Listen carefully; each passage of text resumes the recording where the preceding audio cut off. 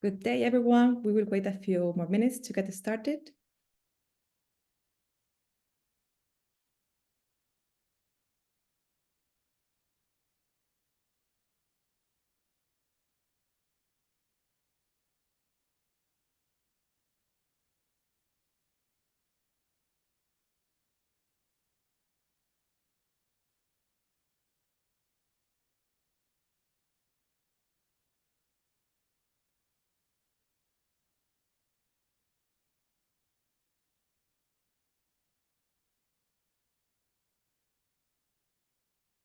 Okay, so hello everyone and welcome. I'm Susana, a member of the ICCT communications team. Thank you for attending today's webinar.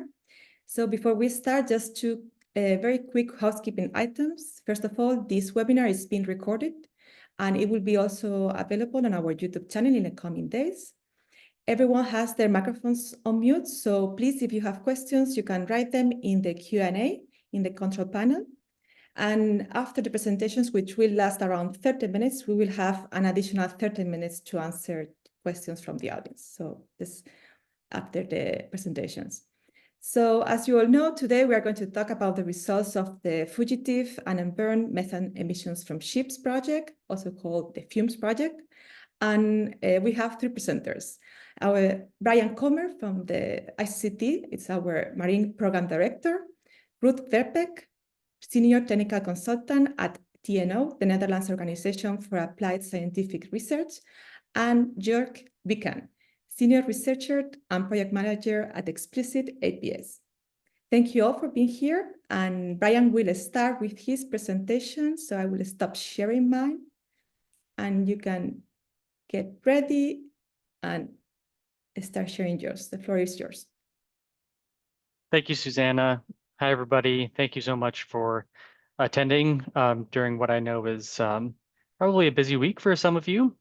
I'm really excited to share with you the results of the Fugitive and Unburned methane emissions from ships, or FUMES project, where we characterize methane emissions from LNG-fueled ships using a mix of drones, helicopters, and onboard measurements.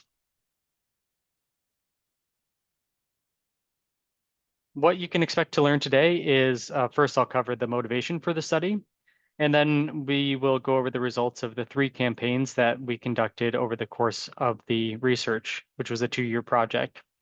I'll cover the plume campaign results, where we measured in the plumes of ships that use LNG as a marine fuel using drones and helicopters. Then I'll pass it over to TNO to cover the onboard campaign results to my colleague Ruud. Then you'll hear from Jörg on the Fugitive campaign results, where they measured the total methane emissions from ships that were unloading LNG cargoes, and not just from the ships, but the entire LNG unloading operations, including the landside infrastructure. And then we'll cover the policy recommendations that stem from the results of this work.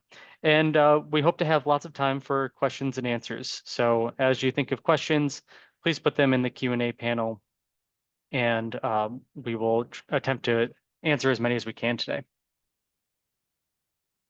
So first, the motivation for the study. Well, the first one is that methane is a powerful greenhouse gas and it's driving climate change. And one of the sectors where the use of methane is increasing is in the shipping sector. Methane is in the form of LNG, is a way to comply with existing regulations on the sulfur content of marine fuels, nitrogen oxide emissions from marine engines, and also the carbon dioxide intensity of newly built ships under the Energy Efficiency Design Index, and indeed for existing ships under the IMO's Energy Efficiency Existing Ship Index. So there's been a lot of interest in using LNG as a marine fuel because it checks all of these regulatory boxes. But one of the unregulated emissions from using LNG as a marine fuel is methane, and that's going to start changing. So we've seen the use of LNG as a marine fuel increase rapidly. If you look at the ships that are reporting to the European Union Monitoring, Reporting, and Verification System, the MRV, between 2018 and 2022, the total amount of LNG fuel consumption reported by those ships doubled from 2.2 million tons to 4.4 million tons. And if you look at the order book, it's a large proportion of the fleet that is designed to run on LNG. 38% of the ships on order in terms of their capacity, gross tonnage, are LNG capable.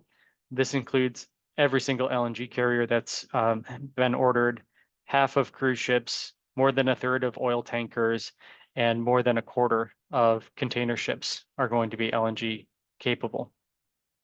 There's also upcoming regulations on methane emissions from ships. In the European Union, we have the Fuel EU Maritime regulation, which will require the well-to-wake greenhouse gas intensity of marine fuels to reduce over time. And that starts in 2025, and methane is covered under that regulation. And just this year, starting in 2024, shipping emissions are covered under the European Union emissions trading system.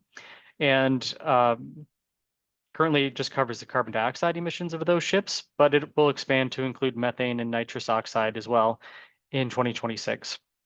Lastly, the International Maritime Organization is developing regulations to achieve its 2023 greenhouse gas strategy, which aims to get to net zero greenhouse gas emissions by no later or by or around 2050, with indicative checkpoints to reduce emissions 20 to 30% by 2030 and 70 to 80% by 2040.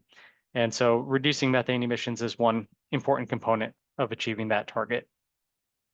And lastly, real-world methane emissions from LNG-fueled ships were poorly understood. So there was only a few studies to date before the FUMES project, and only a few measurements. And those were being used for policymaking because it's the best that we had, including setting the default factors for what the methane slip assumptions would be for some of these upcoming regulations. And we thought it was important to collect additional data so that policymakers had the best available information as they develop policies to regulate methane from ships. So let's get into the results. This is the plume campaign. Sniffers were mounted to drones and helicopters, and they were flown into the plume of ships while they were sailing. And what we were measuring here is the total concentrations of methane in the plume to carbon dioxide. And then we have methods to convert that into methane slip. We measured 45 plumes from 34 ships, mainly in Europe, but we also did four measurements in Australia. And you can see the distribution here, quite a lot around Rotterdam, but then also in between the North Sea and in the Baltic Sea as well. During our campaign, we measured methane slip from ships that had 4 different engine combinations. The first are lean burn spark ignited engines, 2 ships and 2 plumes. LBSI is not a very popular LNG engine technology, and it really hasn't grown over time. It makes up a very small proportion of a total LNG consumption. And so we weren't really surprised that we only had a couple of those ships. For H2L4, these are ships that have high pressure dual fuel 2-stroke main engines. These engines are expected to have low methane slip. The only values that we have in the literature right now for their methane slip come from the engine manufacturers themselves. But they also use low pressure dual fuel 4-stroke auxiliary engines, which were expected to have the highest methane slip. And indeed, we'll show in our results here that we found that those engines have the highest methane slip of those that we were able to measure. And we had 2 ships that were using this H2L4 setup, and we measured one of them twice during the campaign at 2 different times. So we had 3 plumes. The issue that we ran into is that we weren't able to differentiate the methane slip by each of the individual engines on board. We're measuring in the plume, so all of the methane that we're measuring is a combination not only of the main engine, but the auxiliary engines. And so we're measuring relatively high methane slip from these ships, but we expect that most of it was actually from the auxiliary engines, and that in 2 of the 3 measurements that the main engines were actually likely operating on diesel fuel and not LNG. The rest of the ships, we have many more data points for. So L2, L4, these are ships that have low pressure dual fuel 2-stroke main engines and low pressure dual fuel 4-stroke auxiliary engines, 12 ships and 18 plumes. And then finally L4 ships, these are ships that only have low pressure dual fuel 4-stroke engines installed. They use those engines both for as a main engine and an auxiliary engine within the same engine. Most of the ships have multiple of these engines installed, and so they're used for both propulsion power and for auxiliary power. They run and then they feed into a panel, an electrical panel, and then they are driving electric motors in most cases. So we had 18 ships and 22 plumes. So we had a good sample for the L2, L4 ships and for the L4 ships. Those are the ones that are using just the LPDF 4-stroke engine technology. So we're showing the results here on this plot. This plot summarizes the results of the plume measurements for the L2, L4 ships and for the L4 ships. And I'll draw your attention to the green box. These are 14 measurements of L2, L4 ships that were operating above 10% engine load. And this is important because below 10% engine load, we assume that the main engines, the LPDF 2-stroke engines, are switched to diesel mode because below a certain point, they stop running on LNG. And when that happens, the main contribution to the methane emissions, and actually the only contribution, would be expected from their auxiliary engines. That's what you see in the far left box that doesn't have a box around it. So if you look just at the measurements that are above 10% load, we find that the average methane slip for those ships is 1.6%, and the median is about 1.35%, with a maximum of 3.7%. So that was the lowest that we observed in our study for ship-wide methane emissions. The ships that use the LPDF 4-stroke engines, L4, those had the highest methane slip. There was also a larger range. So we saw everything from less than 1%, although we explained in the study that we think that that particular measurement reflects not only using LNG, but also some higher sulfur fuels. We measured higher sulfur emissions at that one. So the next lowest would be 1.6%. And the highest was about 14%. The average is 6.4%, and the median is 6.05%. And in the regulations that we have today, the European Union assumes that this engine technology, LPDF 4-stroke, emits 3.1%. And the International Maritime Organization assumes that it's 3.5%. So our results here are suggesting that in the real world operations, there's a large spread and that the average is closer to around is greater than 6%. I'm going to turn it over now to Ruud to go over the results of the onboard campaign. Over to you, Ruud, and I'll advance the slides for you. Right, yes, I'm Ruud Verbeek from TNO. We did onboard measurements on the Aurora Botnia. It's a ferry which is sailing between Finland and Sweden. It's a fairly new vessel built in 2020. And it has space for about 900 passengers and about 300 cars.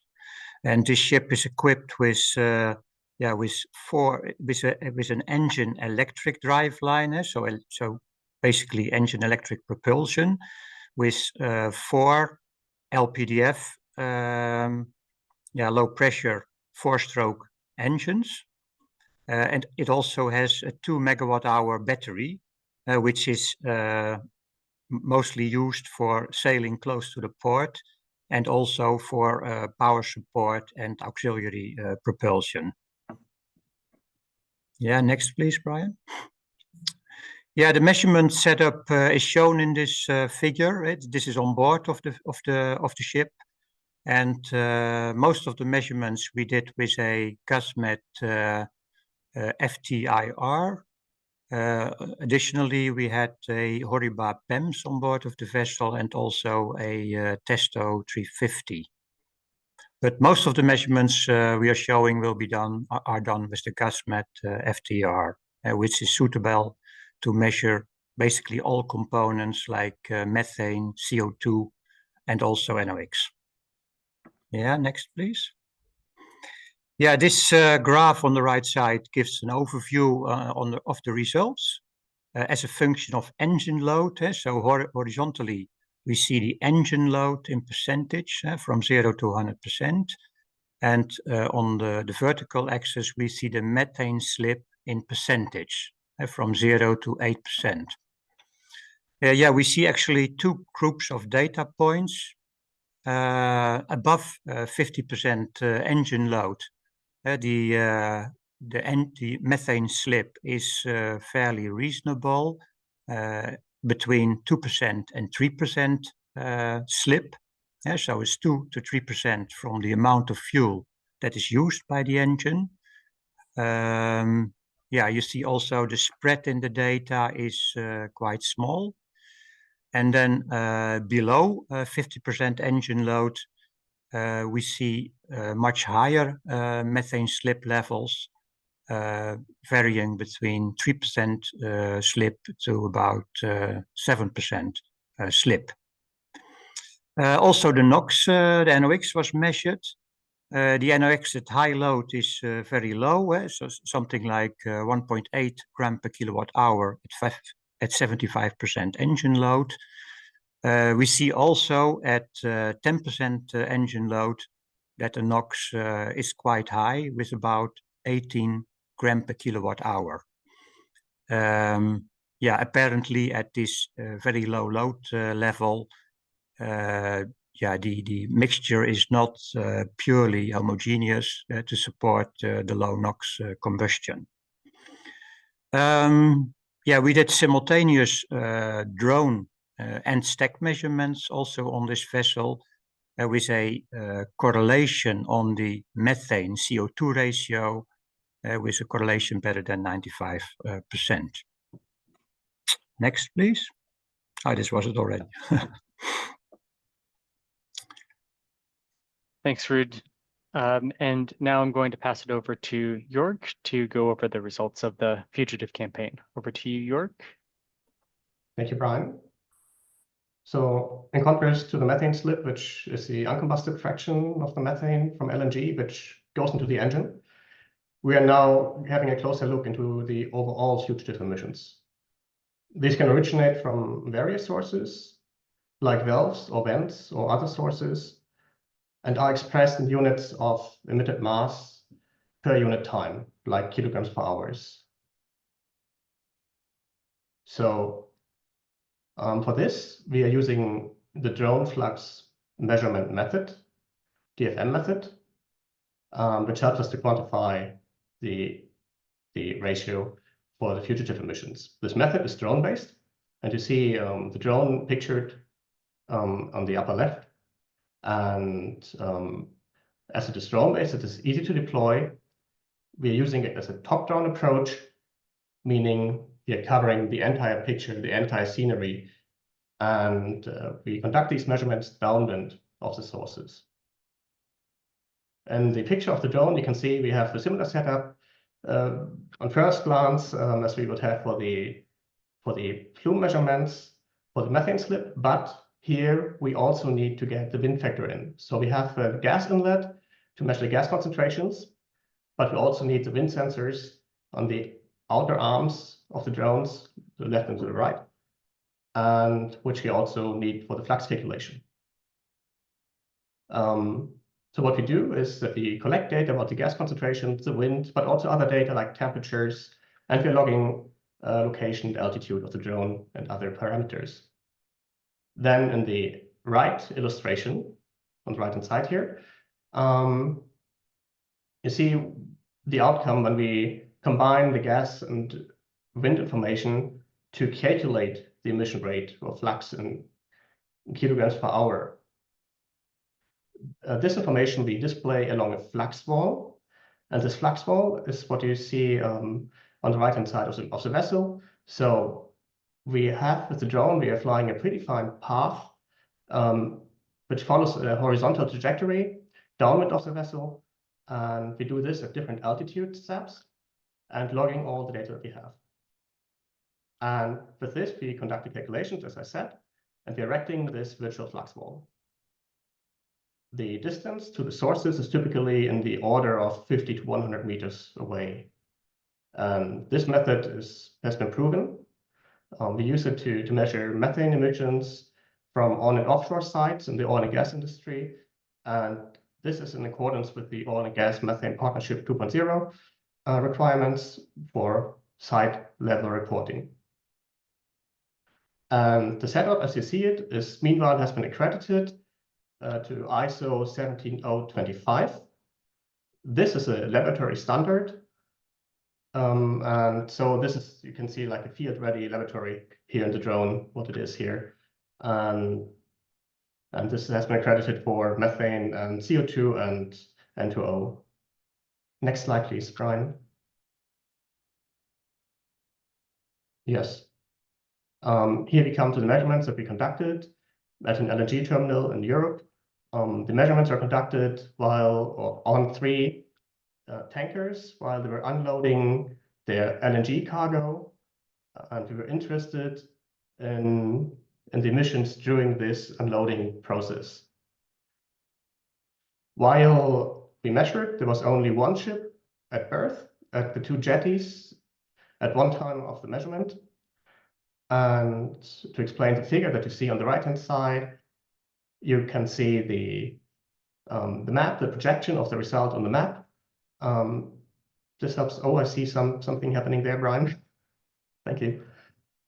So you see the trajectory of the line that the drone was following. It's a light blue line.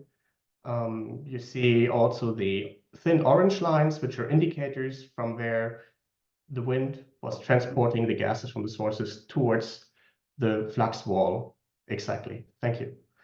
And then you have the flux wall itself projected on the map.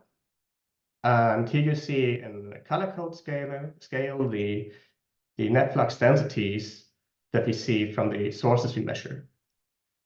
And what you have here is, on this example, you see very well 2 well-separated sources. So to the stern of the vessel, you see contributions that we can allocate to the stack, which is basically due to the methane slip that occurred during the time of the measurements, since this vessel was actually powered by LNG as well. Then if you go more midships, the emissions that are midships, they are actually could be related, or we can relate them to the operation of the unloading of the cargo of these vessels. Each measurement was conducted, was repeated several times to increase the certainty of the results. So on the findings from the 3 cases that we do have were that for one ship that was a rather smaller cargo vessel with about 10,000 cubic meter capacity, we could see emissions in the order of 11 to 21 kilograms of methane per hour. And for bigger ships, we have 2 bigger vessels, which were had a capacity between 162,000 and 174,000 cubic meters. There we could even see emissions in the order of 24 to 40 kilograms per hour of methane. And what we also could see, since we had a separation, or could distinguish between these sources, we could also see that there were, in the latter 2 cases, which had LNG-powered engines, that the emission rate due to the methane slip was in the order of 8 kilograms per hour. So, so these were first numbers from 3 examples. And to give an impression in where and which order of magnitude these emissions are. Of course, we're interested in further measurements and hope that this would be possible in the future and would give more information about this part of methane emissions from LNG. And with this, I would hand over to Bryan again. Thank you. Thanks, and apologies. Apparently I didn't have the accessibility permission to do the laser pointer, so now I do. So this is the last slide of content for you all. Based on the results of the study, I'd like to highlight 4 of our policy recommendations. The first is that the EU and also the International Maritime Organization, those policymakers should consider increasing the default methane slip value for the LPDF 4-stroke engines from 3.1%, which is the EU value, or 3.5%, which is the current IMO value, to at least 6%. EU policymakers should also consider requiring LNG-fueled ships to plug into shore power or otherwise eliminate their at-berth emissions.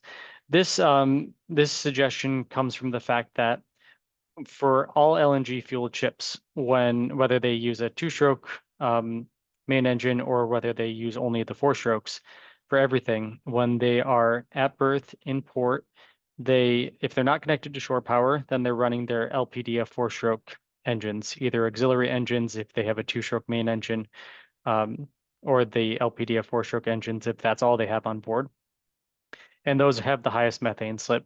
So plugging into shore power would reduce methane emissions from LNG-fueled ships at berth.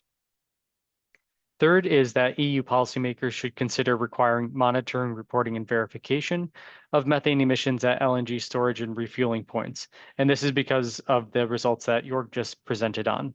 We're seeing considerable methane emissions from when ships are unloading their LNG cargoes. And we think that this deserves further research. So if additional research shows that, yes, indeed, these are important sources of methane that are currently unregulated or poorly regulated, then action could be taken if monitoring, reporting, and verification shows that that's an important source. Last one is that IMO policymakers should consider adding a low load test point to all engine emission certification cycles. This is not only for the NOx, which Ruud had discussed earlier about how we saw 10 times higher gram per kilowatt hour NOx emissions at 10% load compared to 75% load, but also if you're going to certify engines in the future to methane emissions. There's no engine certification for methane now, but those procedures are being developed. And if the current test procedure stops in most cases at 25% engine load. And if you stop there, then you're missing the exponential increase in methane emissions at the lower loads, which is important for understanding the total methane emissions that you would expect from a marine engine. This is my email. I'm happy to take questions for you that we don't get to today, or if you have any comments, please do just send them my way. And now I'll turn it back over to Susanna. Thank you. So I think we are going to start now the Q&A session. You can maybe stop sharing the screen so everybody can see us. Perfect. Thank you. So we have received already many questions, and some of them have been already answered also by typing. So maybe I will start with a question from Erlinde Smet. So did you measure enough plumes to be really statistically representative? How much percentage of different engine combinations did you measure? I don't know if who would be ready, maybe Bryan? Yeah, okay. I can take that. Well, the question on statistical representativeness, I think, is is a bit of a tricky one because there are a number of LNG fueled ships that are using these different technologies. On the ships that are using the LPDF four-stroke technologies, there's let's see, about maybe 400 or so of those ships, and we measured 18. But the bigger picture here is that policymakers have already established default methane slip emission factors for this engine technology using only a handful of studies. Most of them were done in the laboratory under controlled conditions at constant engine loads, and otherwise there were a handful of onboard tests that were being done, but those were also typically done on a test cycle. And so what we're looking at is trying to better understand what the real world methane emissions are from ships. So we recommend at least 6% as the default factor. And that's because policymakers should be making use of the latest available science and the most comprehensive data set.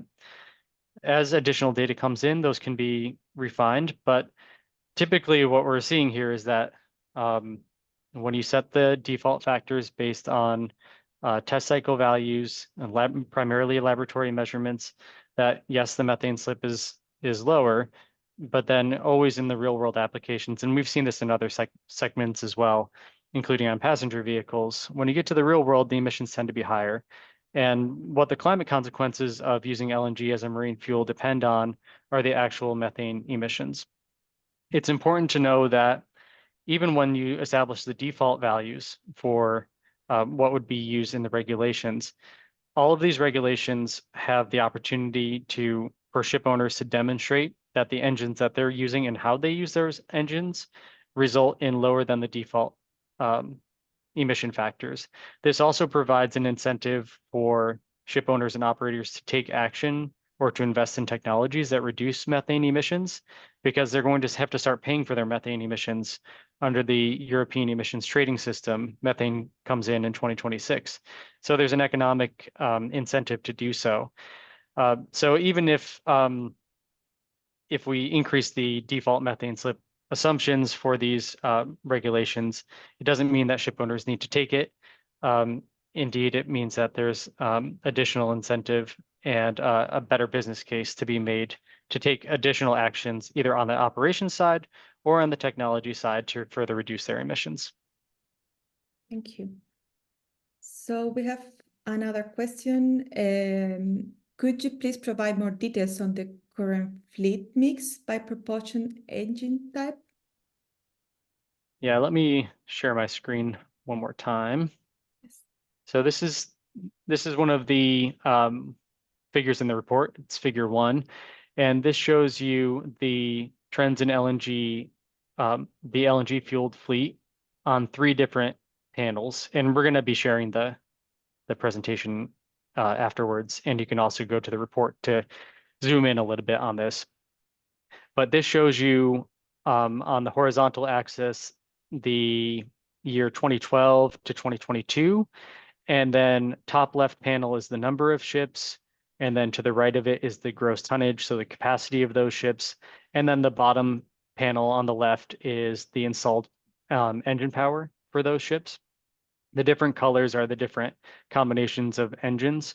So the ships that only use the LPDF 4-stroke engines that we found have the highest methane slip are in the orange or the yellowish orange color. And so you can see that by any metric, those ships that are using that engine technology are the most common. They also represent about 40% of the LNG consumed by ships that are reporting to the EU monitoring, reporting, and verification system, and the other engine technologies represent less than that. You'll see some of the other wedges. You've got the gray wedge, which is the ships that are using the LPDF 2-stroke main engines, but they still have LPDF 4-stroke auxiliary engines. And then the bluish color on the bottom, that's ships that are using the high pressure dual fuel 2-stroke main engines. But again, they still have LPDF 4-stroke auxiliary engines. And so those are rapidly growing, but mainly their share when it comes to the proportion of LNG consumption, they're taking over the LNG consumption that historically has happened from steam turbines. So if you look at this chart, let's look at the one on the right. The purple bar is how much LNG was consumed by inefficient steam turbines. And those are, no new ship is being built with a steam turbine. They're all being built with the dual fuel internal combustion engines. And the yellowish portion, again, is the LPDF four-stroke engines, the ships that use those as both their main engine and auxiliary engine power. And the gray and the blue are the ones that are using the two strokes. And so that's definitely growing over time, but it's because the steam turbine fuel consumption is shrinking. So that's an overview for you, and you can dig in more in the report. Thank you. So a question from John Werner. As a percentage of worldwide methane emissions, what country is generating the most emission? Is it USA or others? We didn't look at that in this report. Okay. So a question from Ralph Plump. So the uncertainty of the methane slip percentage is quite high on slide 8 due to the measurement method and several parameters being estimated indirectly, like engine load. Further calibration of the method itself is quite a challenge, frankly spoken. For that, your results make I'm sorry if I understand, but I think he means, what do your results say to regulators or lawmakers? Did you ever talk about your results with manufacturers? I'm not sure if maybe Bryan, you are the best to answer this. Yeah, so first I would say that the uncertainty actually is quite good if you're talking about the scientific, the measurement uncertainty. We had really high correlation between the drone measurements and the in-stack sensors. In the onboard test, it was a correlation of 0.95, and 1.0 is the best that you ever could achieve. And we also did an on-land test with the drone and in-stack sensors, and that correlation was 0.99. The overall uncertainty in the measured values is plus or minus 15% for the drone value. It's not like 15% methane slip. It's like if it's 10% methane slip, it could be 8.5 or it could be 11.5. But what you're seeing here is a bigger spread in the measurement results, and this has to do with different operating conditions, and then also we didn't find any statistical relationship with the age of the engine in methane slip, but we do expect that newer modern engines that are operated at constant loads can achieve lower methane slip emissions, but the age of the engine could be part of this.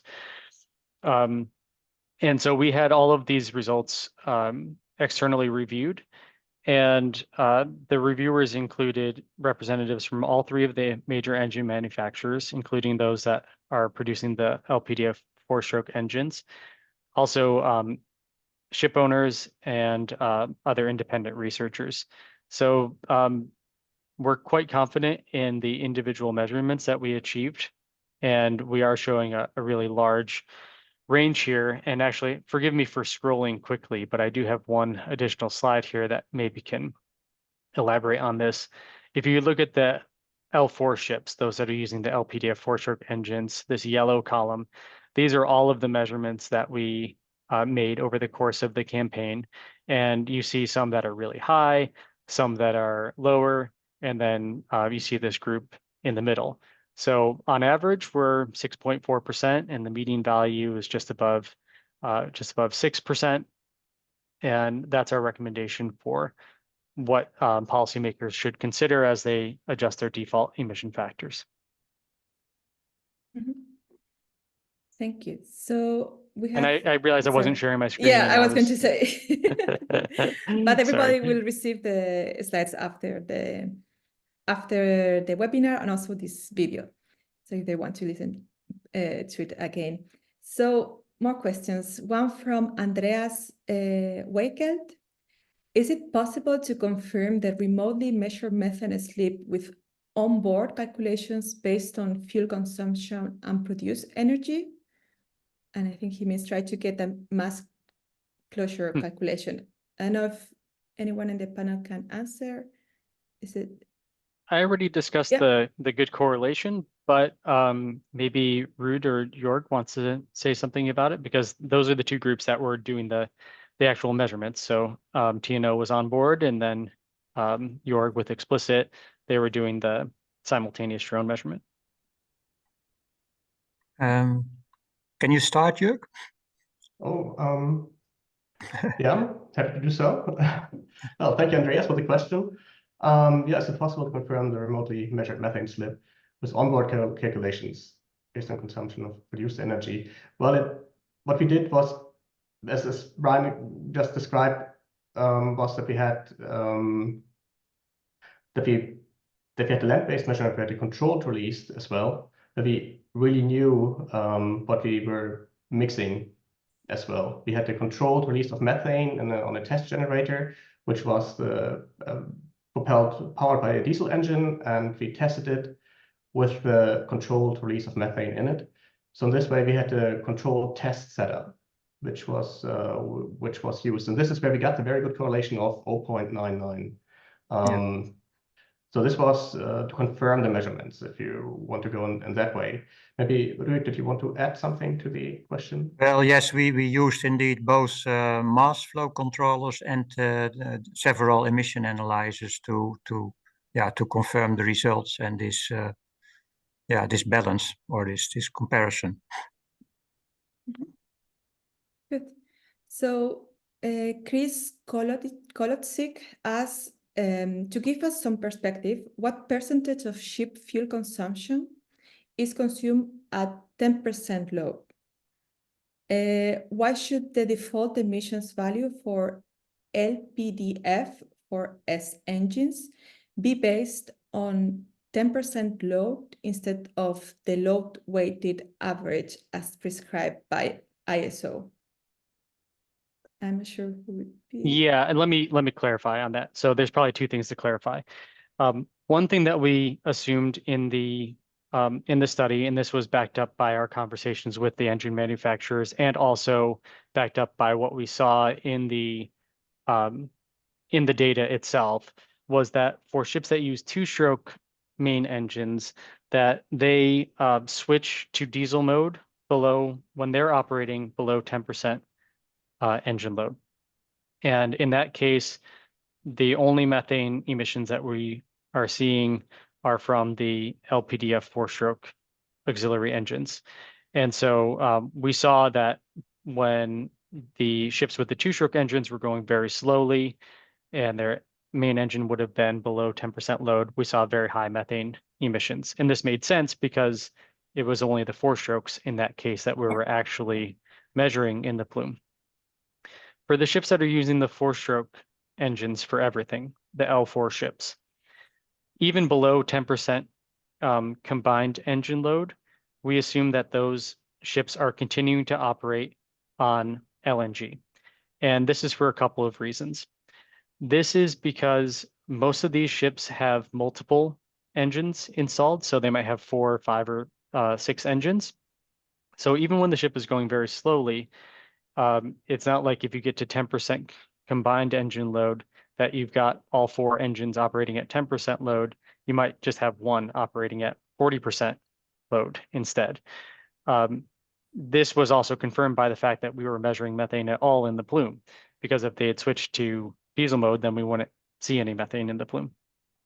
So we're not suggesting that regulators take the emissions at 10% engine load.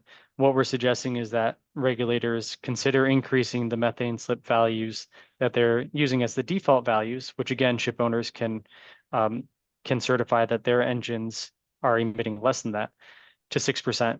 And that's based on the measurements of the LPDF four-stroke engines throughout this study. And the way that these engines are operated is that the ship owners and operators are telling us that they are trying to optimize. So like I was just describing, if they're going very slowly, they're not keeping all of their engines on, they're shutting some of them off. So even when the combined engine load is low, and the combined engine load you can think of as dividing all of the power that the ship needs at that moment by all of the installed power on the ship. So even when that's very low, it's not that all of the engines are operating at a low load. It's that probably there's just one or two operating at higher loads. And in that case, it's the methane slip that we're measuring is not really associated with low engine load operations. It's associated with whatever the engine load was of the weighted engine load was of the engines that were operating at the time.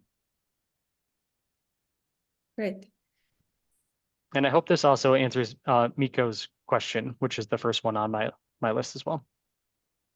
Okay. So one question about the future. This comes from IC Paulsen. How do you foresee this being monitored and reported in the future? So the regulations that are being developed today, there's going to be two options. You can take the default factor, which is a policy decision. The policymakers are going to have to weigh the scientific evidence, and they're going to be influenced by advocates. They're going to be influenced by the regulated industry, and they're going to be influenced by independent researchers, and they're going to need to consider their own political realities when they're establishing these factors. This is one thing. The second thing is that if you think that those values are too high and you're a ship owner and you want to certify your engine that it's emitting less, there's going to be a scientific procedure for doing this.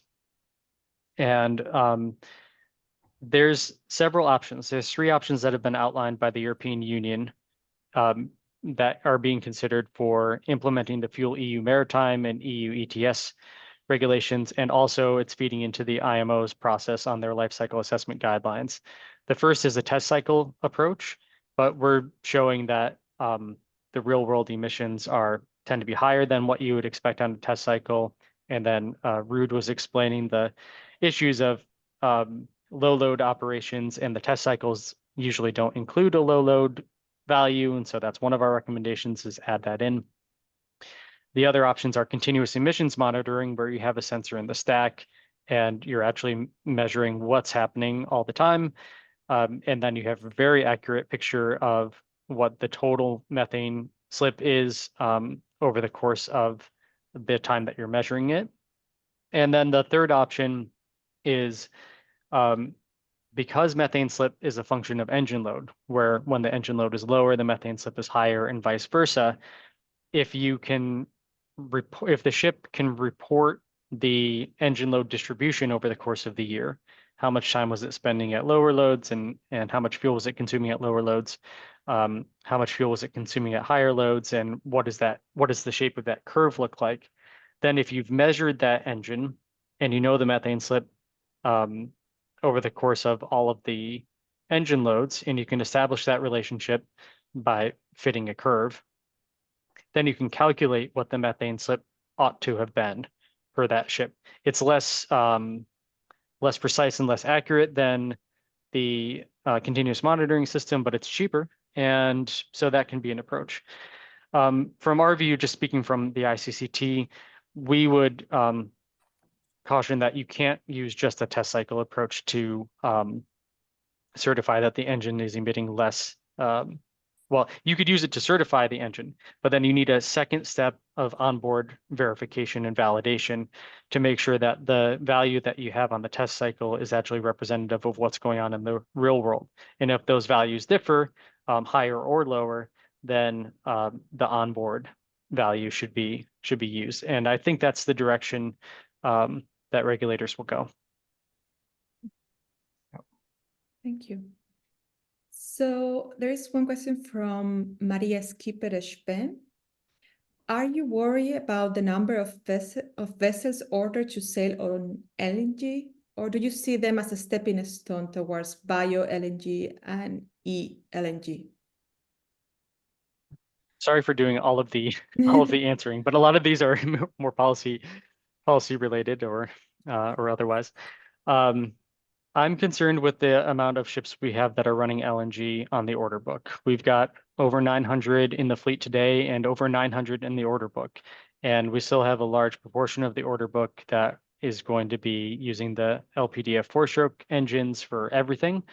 And then even for the ships that have the 2-stroke engines, their auxiliary engines are the LPDF 4-stroke engines. So you always have this higher methane slip engine on board the ship if you're using these dual fuel engines.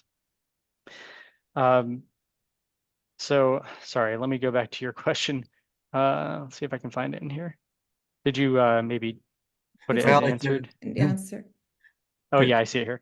Okay, so do I see it as stepping stone towards bio-LNG or ELNG? Sure, I mean, it's a stepping stone towards those fuels, but if you don't address the methane slip problem, then you can't get to net zero greenhouse gas emissions. That's the issue. So even though you could create a carbon dioxide neutral fuel by using bio-LNG or synthetic LNG, you can't you can't call it a net zero greenhouse gas fuel if you're still emitting methane out of the stack, because to be truly greenhouse gas neutral, all of the fuel that goes into the ship needs to come out of the exhaust in the form of carbon dioxide. Any amount that leaks out as methane is going to be a net contributor to climate change. And more importantly, we focus on in FUMES 1, as I'll call it, as the methane slip from the engines. There are other emissions, and we did have a portion of the report that looks at these fugitive emissions when ships are unloading. But even when ships are just operating underway, there's vents and there's fugitive emissions from their fuel tanks. And then for LNG cargo carriers, which are the largest segment of the LNG fueled fleet, there's boil off gas, there's venting, there's additional fugitive emissions from gas combustion units. And this is an area that we would like to do future research on to understand the full ship level methane emissions and not just the methane slip component, which is one component of the methane emissions from LNG fueled ships, but not the complete picture. There is a question for Ruud, to Ruud Verbeek. Why are NOx emissions higher at low load compared to high load? Should it be the opposite due to combustion chamber temperature? Not the temperature, I think. Yeah, the engines, the low pressure, the low pressure 4-stroke engines, they work on a lean burn Otto type of principle. But I think at low load, say well below 50% load, the mixture becomes too lean, which results in incomplete combustion. So it has not really something to do with the temperature, but rather with the really lean mixture of the fuel. Okay, thank you. There is one question about drones, maybe for Jörg. So the question says, why drones? Is it very hard to abort vessels? Maybe 10 onboard measurements provides more valuable information than 100 remote measurements. Well, it's two sections on this question I'm happy to take up. Well, first of all, yes, it is very hard to board vessels. We tried to get more data from more vessels doing onboard measurements, and it was not easy to find them. So in the end, we're very happy to have the Aurora Botnia, which we could board. Second part, also partially answered by Bryan. The drone measurements, they are very easy to deploy, quickly to deploy. Also, I wouldn't only put it on drone, I would also say the helicopter, which was on the open sea part, we could access this helicopter.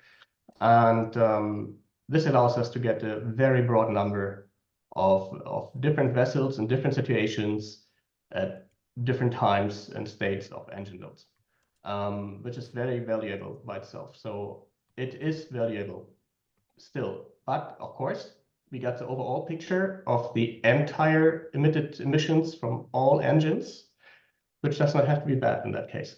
But it is a very practical tool still to have remote measurements on this.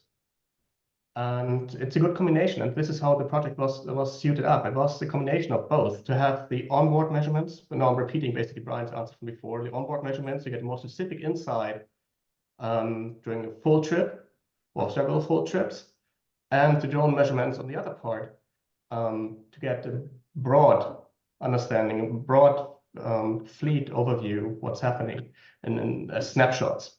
So it's complementing each other. And I think this is very valuable. Yeah, I think there were a number of questions on, what about the average emissions over the entire trip? And that's indeed when you need the measurements on board across the entire trip, and also do the correct weighing of the methane emissions with load or fuel consumed. And so basically you have to add up all the grams per hour and not the grams per kilowatt hour to do the correct weighting. So I think maybe we have time for one more question. I see one from Ralph Plump. I'm not sure if it was already responded. Correlation factor between onboard and drone measurements is higher than 0.95. This kind of correlation been made with ship underway or on harbor, I think, or harbor, I'm sure. How long was the mean time of measurements in the ship's plume? I think measurements is Ruud or Jörg? Yeah, I think Jörg, I think about a minute or so, Jörg. Yeah, it's in the order of half a minute even. It's so it doesn't take very long. We usually stay about half a minute in the plume in general. Way too good signal.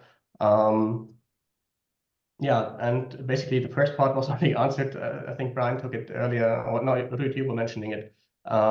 We had this correlation on board as well. So we had two comparison campaigns during the whole study. One was the land-based one, and one was the one where we were actually on board. And we were measuring while TNO was measuring inside the stack, and simultaneously while we were flying in the same plume.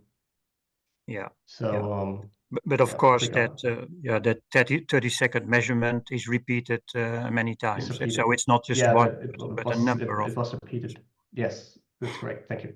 Yeah. I think we have still 1 more minute for a quick question from Elisama Meneses. Where do you want to take this study next? Are there plans for further measurement? Perhaps, Bryan, you are best suited to respond. Thanks. Yeah. Well, if you know anybody, this project was funded by a philanthropy called Oceankind, and we are searching for additional philanthropic support for FUMES 2, where part of the one thing that we weren't able to answer during FUMES 1 is what's the methane slip from the two-stroke engines individually. So we had the ship level methane slip, which was well quantified for the ships that use the LPDF two-stroke main engines, but it's being commingled with the emissions from the LPDF four-stroke auxiliary engines. So we'd really like to isolate those emissions. So we'd like to get on board ships that have the two-stroke LPDF engines and also the HPDF engines, especially because those are supposed to have low methane slip. I don't see a reason why they wouldn't theoretically, but it would be really great to be able to get on board and have a third-party verification of that besides just the engine manufacturer data, which is the only thing that we have today. The second part I had mentioned a little earlier, which is the total fugitive methane emissions from ships, especially LNG carriers. And so not just the methane slip from the stack, but also if there's any fugitive emissions that are occurring from the LNG cargoes, LNG fuel tanks, vents, gas combustion units, other things, other sources. There's only been one study so far that has looked at this, and it showed it was for a very modern LNG tanker, and we don't know if that is representative of the total of the broader fleet. So we'd like to answer that question. Yeah, we would like to do some follow-on work with this team, and we'd also bring in another partner.